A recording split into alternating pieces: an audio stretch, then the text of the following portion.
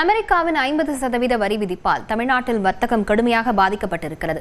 பல லட்சம் பேர் வேலை இழக்கும் அபாயம் ஏற்பட்டிருக்கும் நிலையில் எந்தெந்த துறைகள் எவ்வாறெல்லாம் பாதிக்கப்படுகின்றன என்பதை விரிவாக இந்த செய்தி தொகுப்பில் பார்க்கலாம்.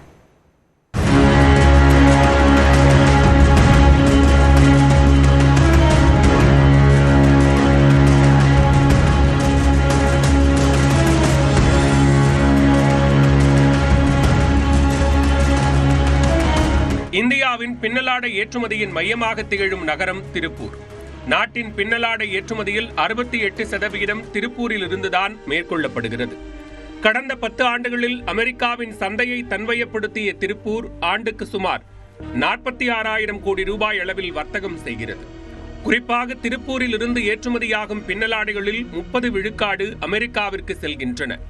இந்நிலையில் கடந்த 2 மாதங்களுக்கு முன்பு திருப்பூரில் இருந்து இறக்குமதி செய்யப்படும் பின்னலாடை ஒன்றை $10 விற்று வந்த அமெரிக்க இறக்குமதியாளர்கள் 50 விழுக்காடு வரி விதிப்பால் தற்போது $16 முதல் $18 மதிப்பில்தான் விற்க முடியும்.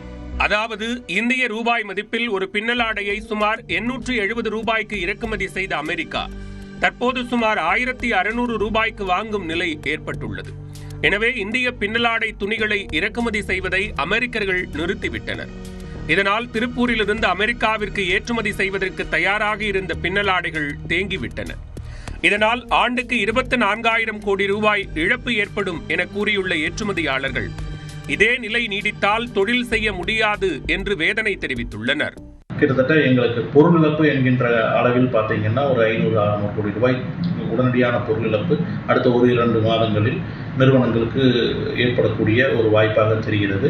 அதே சமயத்தில் வர்த்தக வாய்ப்பு இழப்பு அப்படின்றது கிட்டத்தட்ட மாதம் ஒரு 1,500 to 2,000 கோடி ரூபாய் வர்த்தக இழப்பு அப்படிங்கிறது ஏற்படத்தான் செய்யும்.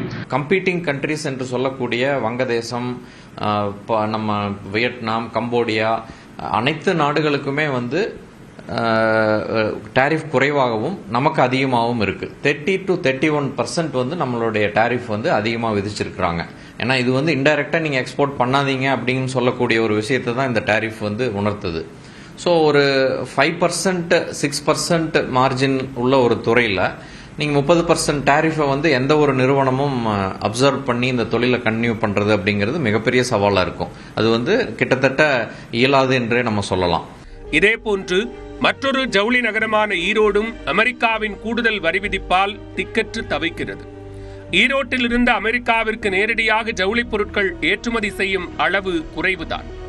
ஆனால் டெல்லி, அகமதாபாத், மும்பை உள்ளிட்ட நகரங்களுக்கு ஜவுளிக்கான மூலப்பொருட்கள் ஈரோட்டிலிருந்து செல்கின்றன. இந்நிலையில் அமெரிக்காவின் கூடுதல் வரி விதிப்பால் ஈரோட்டில் ஜவுளிக்கான மூலப்பொருட்களை உற்பத்தி செய்யும் சுமார் 3,000 நிறுவனங்களின் நிலை கேள்விக்குறியாகி உள்ளது. ஈரோடு மாவட்டத்தில் பார்த்தீங்கன்னா ஸ்பின்னிங், வீவிங், ப்ராசஸிங் 3மே டாமினேட்டிங் லெவலில் இருக்க டெக்ஸ்டைலில். இதில் வேலை இழப்புன்னு சொன்னாக்க கிட்டத்தட்ட 1,00,000 பேர் தற்காலிகமாக வேலை இழக்கிறதுக்கு வாய்ப்புகள் இருக்குதுங்க. இப்போ நார்த்லேருந்து வர ஆர்டர்ஸ் எல்லாம் கேன்சல் பண்ணிட்டாங்க. ஃபர்தராக ப்ரொடக்ஷன் பண்ணாதேங்கிறாங்க. 3 விதத்தில் பாதிப்பு. ஒன்று இருக்க ப்ரொடக்ஷனை நிறுத்துன்றாங்க. அப்போ அது என்ன பண்ணுறது?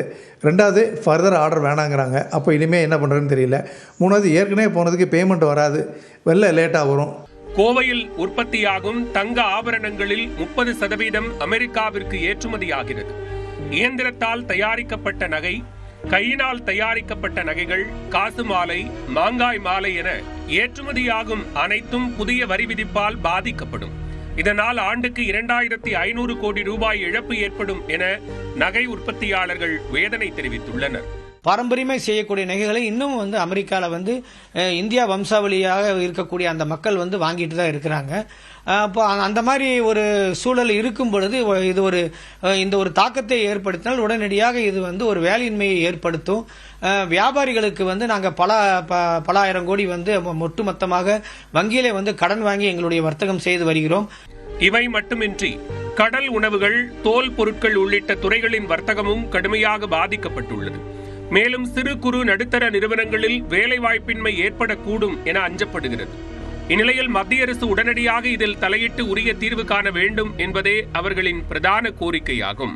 நியூஸ் 8 தமிழ்நாடு தொலைக்காட்சிக்காக செய்தியாளர்கள் குருசாமி, பாலாஜி, பாபு.